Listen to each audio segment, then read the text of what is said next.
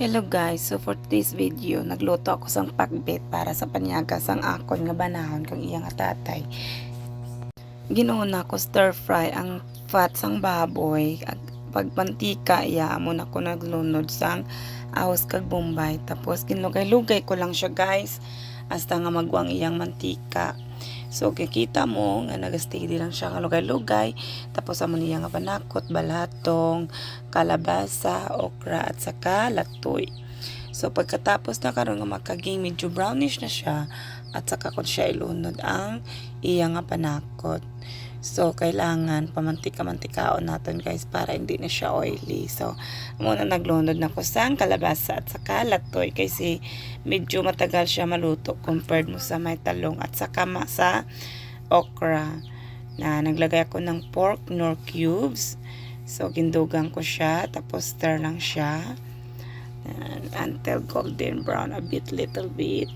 Tapos at saka ako mag-add ng water maya-maya pa guys ha. So ayan na, mag-add na ako ng tubig, pwede na kasi siya malagyan. Ayan, mabango na yan guys, kita mo yan. Ayan, lagay na tayo ng tubig niya. Yan, so lugay-lugay lang gamay, tapos takpan natin para hindi siya mabilis siyang maluto guys. Ayan. Naglagay pala ako ng asin guys.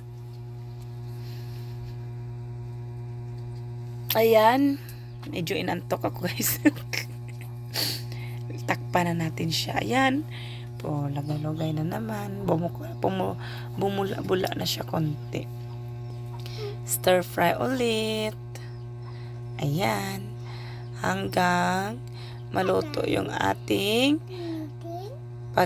pagkain na pakbet. Pakbet. Pakbet. Ayan, naglagay na ako ng okra at saka talong sa last na yan guys ha. Kasi luto na yung kalabasa at saka balatong. Ayan. So, takpan natin ulit yan. Pagkatapos nating paglagay.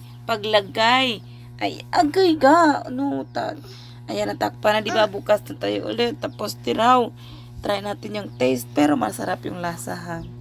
Kasi, mayroon siyang pork nor cubes. O, diba? Yan. Umaso-aso siya, guys. Aray, kinriya. Ayan, luto na siya, guys. Oh, ready to eat na, guys. Yan. Sobrang sarap ng lasa. Ako yung nagluto. Ay, sorry. Kasi magkain na sila ng kanilang breakfast. Yan po yung aming breakfast for today, guys. So, naganahan ako magluto ng pakbet for today. Pero hindi yan complete, guys, ha. Wala kasi siyang marguso. Mas maganda kasi pag may bitter gourd yung pakbet. Pero hindi ako nakapaglagay. So, kulang ako ng isang ingredients. Kasi, ano lang, 4 na ingredients, 5. Ayan. So, nag-ready na ako, guys. Yan na yung kanilang breakfast. Yan. Thank you for watching. Bye!